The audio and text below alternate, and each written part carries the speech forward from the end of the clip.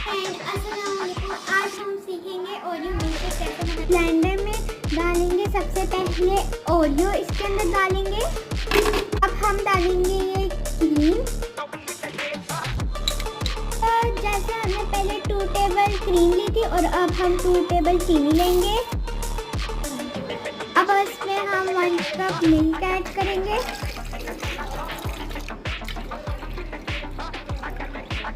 अब हम इसको ब्लेंड करेंगे।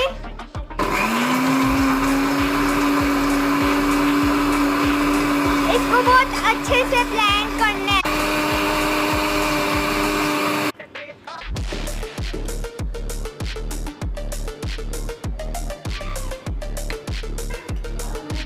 हमारा ओरियो मिल्कशेक रेडी है। और इस वीडियो लाइक, शेयर और कमेंट और सब्सक्राइब जरूर कीजिएगा।